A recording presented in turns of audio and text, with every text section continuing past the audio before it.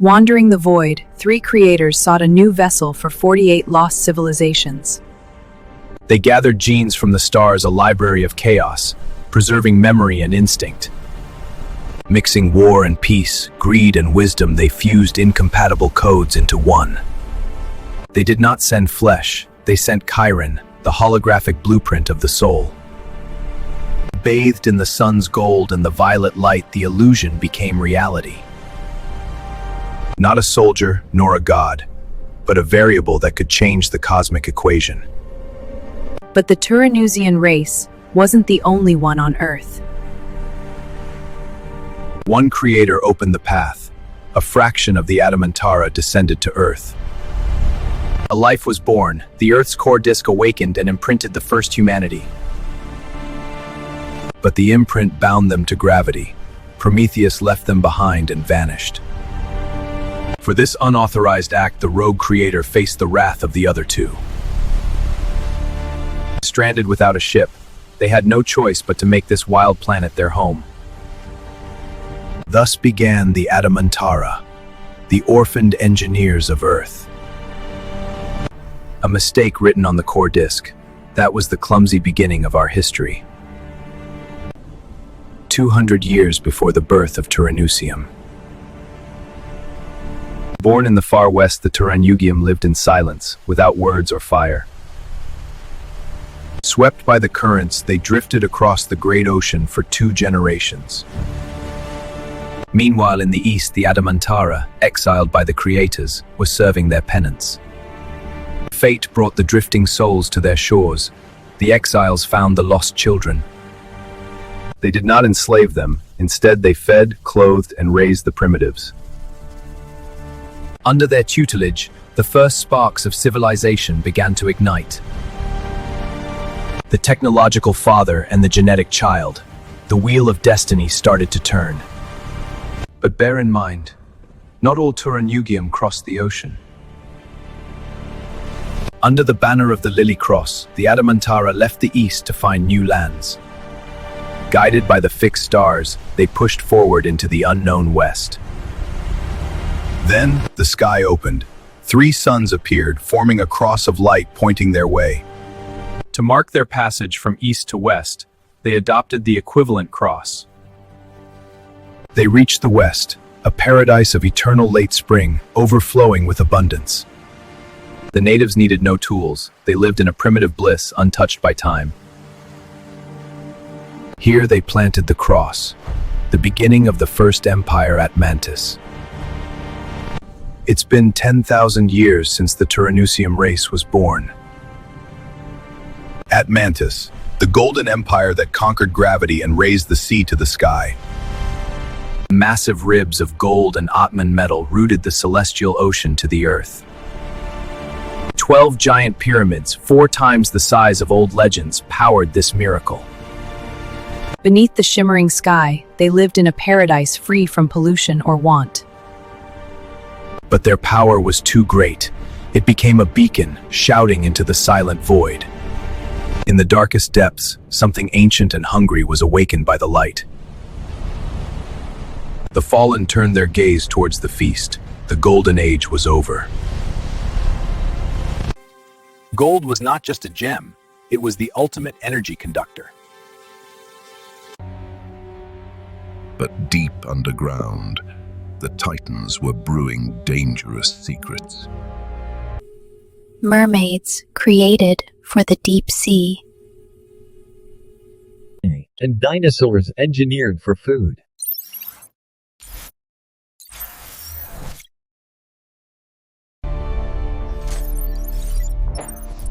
A creation that would soon shatter the peace.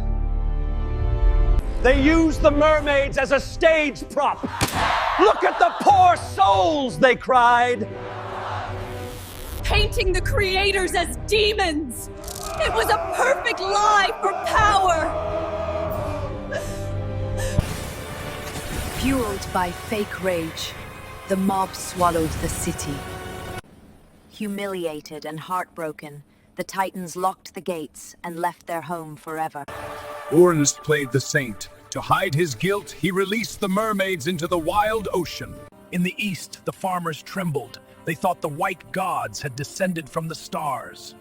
But the Titans showed their blood. "We are not gods," they said. "We are your lost brother." They brought science, not magic.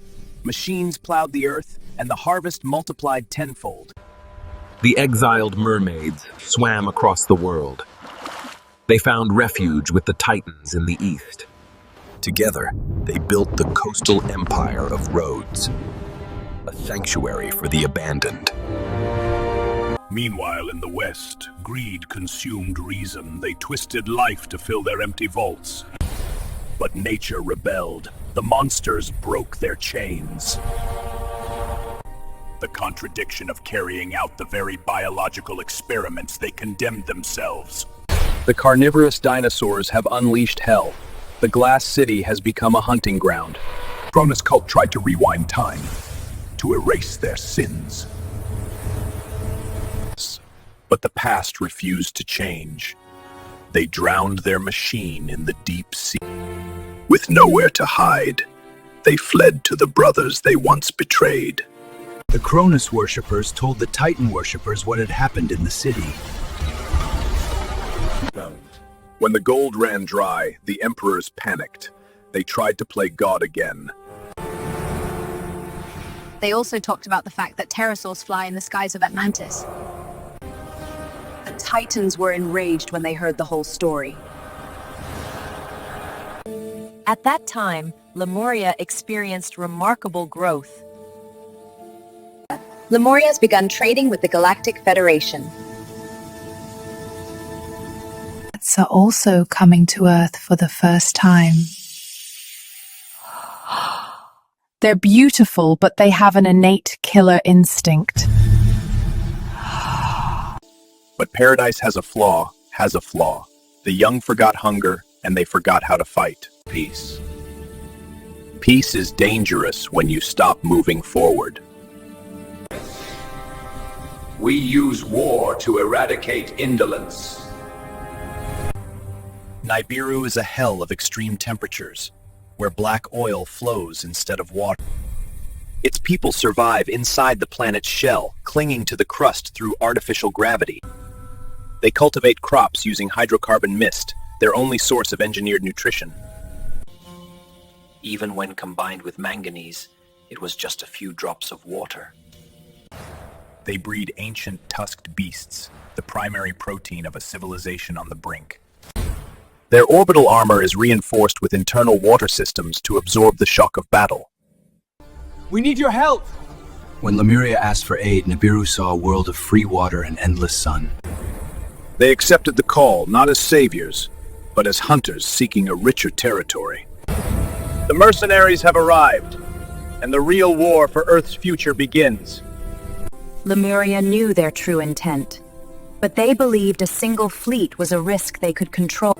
The Titan cult saw a need for a warrior race.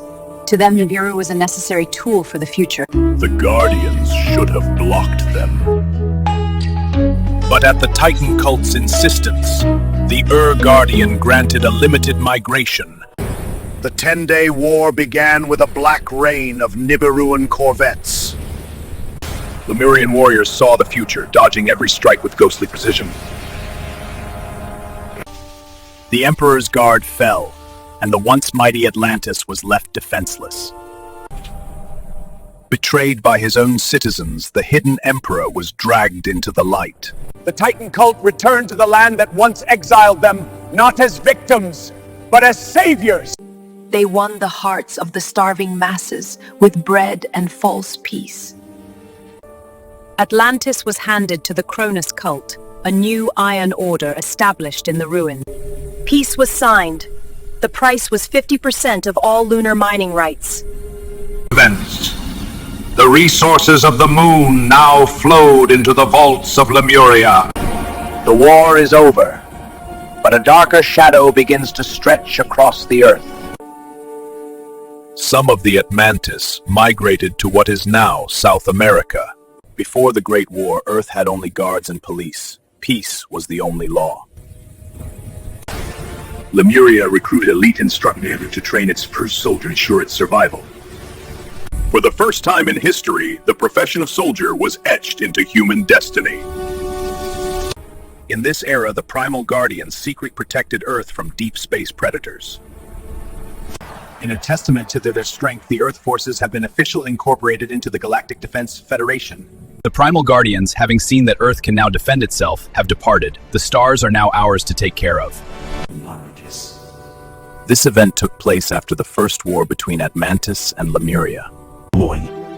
Old enemies became brothers, forging the eternal Titan Cronus Accord. Together, they mapped the hidden treasures of our solar system. Advanced tech from both cultures unified to harvest cosmic energy. Resources flowed back to Earth, fueling an unprecedented golden age. Prosperity erased the scars of war, uniting the people of Earth.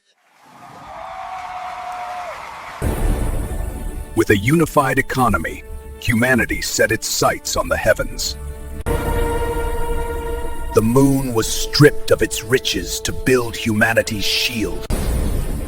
Deep within the hollowed core, a new heart of power was ignited.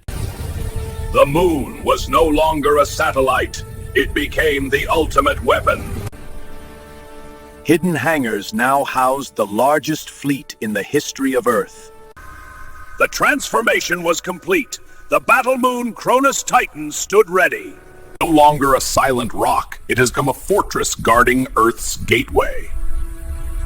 Maya representatives have arrived and invited Earth to the galactic stage. Earth officially joined the Galactic Federation as a sovereign power.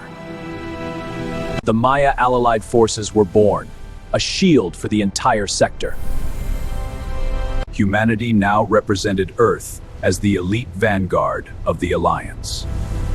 Their first mission, to secure the borders of the known galaxy. Together with the Maya, Earth's new legacy begins among the stars. In an age forgotten by time, there stood Atmantis, a civilization powered by the infinite energy of the Atmantis crystal, where gravity was a choice and technology served nature. It was the zenith of human achievement, a golden era. Knowledge was free, and wisdom was our only currency. We mastered the elements, bending reality to our will. Even the depths of the sea were tamed by our light. Peace was not a dream, but our daily breath. Energy so pure, it felt like a gift from the stars. The legend begins here. This was our home. Protection was our priority. The Great Shield was impenetrable. Nature's fury could not touch the sanctuary within our walls. Trade, like water flowing through our ports, connects all nations. We lived beneath the waves, yet we were closer to the stars than ever. The wealth of 1,000 nations found its anchor at our shores. Those who watch over the eternal horizon have preserved the peace. We didn't just survive, we thrived in perfect harmony with life. Every corner of Lemuria seemed like a miracle wrought by divine providence. The Lemurians were a beacon of hope for a prosperous and united planet. A world united under one shield, one destiny, one light. A month before the Nibiru race invaded the planet Meltek. A Lucifer cult infiltrates Neptune and steals Amimon, a water-generating machine. Emotions in exchange for guarding the device. The Meltek Alpheon race, which appears to have no emotions. Is it salvation or another trap? The Luciferian cult instigated war by informing the Nibiruans that Amimon was on the planet Meltek. Even amidst the chaos, the cult of Luciferians smiles. Nibiru's deception operation to distract the main fleet. Infiltration ships land in a forbidden dark realm. The Meltech race activated their chakras and glimpsed the near future. Alpheon special forces repel the invaders.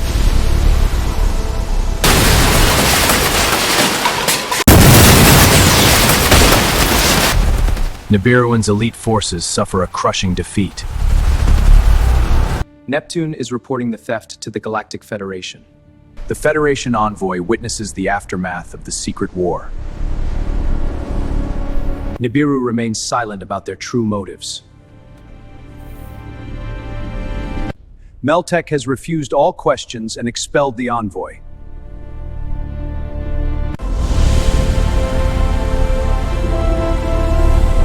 To protect the Amimon, Meltech activates a planet-wide electromagnetic shield. The Federation issues a mobilization order. Lemuria and Atlantis join the fray. Nibiru launches a second strike force, high-speed orbital drop infantry strike force. Meltech strikes back, targeting the massive orbital transport ships. In the heat of battle, the Federation envoy arrives to mediate. A fatal error. Meltech's AI cannons mistake the envoy for Nibiru forces. The news of the attack ripples from Sol to the Andromeda Galaxy. To uphold the Federation's honor, they must subdue the defiant Meltech.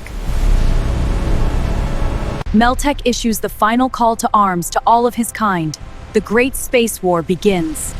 The Galactic Federation is a community group of third-level constellations created without Guardian intervention. The very act of attacking such a group was an act of disrespect to the community. Responding to the call, thousands of ancient kin emerge from the void. The Federation, Atlantis, and Lemuria form a final wall of steel. The first volley tears through the fabric of space itself. Amidst the chaos, Nibiru's elite reach for the forbidden prize. The unbreakable shield shatters under the weight of the galaxy's wrath. The Federation targets the planetary cannon, triggering a catastrophic core reaction. Meltech burns, and the source of life turns into a weapon of death. In a blinding flash of divine judgment, planet Meltech ceases to exist. As the galaxy bleeds, a dark shadow silently descends upon Earth. Victory has been achieved, but at a great cost. A new dark age begins. At this time, the Ore Guardians secured the Meltech race's genes in the Akushik disk. For 2 years, the Meltech War blinded the galaxy's guardians. Luciferian worshippers have infiltrated the Golden Gates of Atmantis. They spread rumors, but the people's faith in the Titans remained unshaken. They remembered the fall of Turanusium. History would not repeat itself. When the propaganda failed, the cult chose a more violent path. The lies failed. Now call the Dragonians, the masters of mimicry. After the Akros War, they were cloned and absorbed the science of the Akkadian civilization. A perfect imitation. They don't just hide, they become the enemy. The silent invasion begins. The faces you trust are no longer real. Don't trust anyone. The Dragonians have appeared. A cult of zealots has approached the dying Dragonians. They number only 4,000. A terrible deal has been struck. To survive, we must nurture humans. What's the price? An ancient Anunnaki gold mine hidden in South America. Absorbing Akkad technology, they mastered the art of genetic manipulation. Bacteriophage, the perfect tool to reshape the human race. At that time, even the Guardians did not know that the Anunnaki had infiltrated Earth. The cult of Titans wanted to reduce the hostility of the Atmantis Uranus race. The Dragonian's gift was a poison that dulled the mind and soul. Their frontal lobes shrank, and their pineal glands faded into shadow. The Dragonians create Atmantis hybrids to solve their chakra problems. They became cattle, no longer capable of dreaming of the divine. The reason the Guardians failed to stop it was because the Titans asked the Lucifer worshippers to do it. The Dragonians' hunger grew, and they finally denied Libyan people. You away! Secret experiments were conducted on captured Lemurian emissaries. The truth leaked, exposing the dark sins of the Kronos cult. Dragonian mimics infiltrated the High Command, ordering total war. Without warning, the Atlantean fleet opened fire on their allies. For 3 years, the universe burned as the two giants clashed. The moon, transformed into a celestial, split the sky. The cannon fires a massive beam of energy toward Earth, capable of destroying it. Luciferion crashed an ancient Anunnaki ship into the heart of Lemuria. Both sides broke the final taboo, the destruction of the water canopy. The ocean held in the heavens lost its power and collapsed to the earth. The sky shattered. The falling water canopy triggered the first global deluge, drowning the old world. In a final act of vengeance, Lemuria recalled its Martian legions to scorch Atlantis. Both empires were erased. Only a single Atmantis city remained between modern-day Cuba and America. Lemuria's heartland in Africa and India vanished into the abyss, leaving only 3 satellite states. Egypt, Sumer, and the Empire of Lake Baikal stood as the last remnants of a dying age. Witnessing the chaos, the Guardians judged Earth unworthy. Its status was downgraded from level 3 to 2. The stargates were reclaimed. Earth was stripped of its keys to the universe and left in isolation. The Golden Age ended in silence. The era of the hidden primitive history began. Inside the last city of Atmantis, a cold civil war erupted between 2 factions. The old generation, possessed by Dragonians, clung to the lies of the Titan cult. Hidden CCTV footage emerged exposing the truth. Atmantis had fired the first shot. The propaganda shattered. The Lemurians weren't the aggressors, they were the victims. To purge the Dragonian corruption, the elite rebels made a suicidal choice. The battle station moon was set on a collision course with the heart of Atmantis. The impact triggered the second great deluge, the flood recorded in the ancient scriptures. The Dragonians were buried under the abyss, and the era of the giants was lost to time. Traumatized by the cosmic war, the survivors launched Astaradaps, the anti-science movement. They believed technology was the gateway for the Luciferian and Dragonian infection. The 9th chakra was sealed with a pentagram. Every use of spiritual energy now fed the Dragonian hive mind. Lemurian survivors were guided by whales and merfolk to the icy poles, hidden away as the ancestors of the Inuit. The remaining Atlanteans migrated to the Americas, giving rise to the Aztec, Mayan, and Incan civilizations. The grace period is finally over. The protection level has been downgraded to 1. Earth starts at the lowest level. They are back, Guardians. The predators that had once blanketed the skies vanished in an instant, but they were not completely gone. Now, Earth begins anew. Uranus banished the Titans without fully understanding the situation, and the Cronus worshippers made deals with demons to suppress their aggression.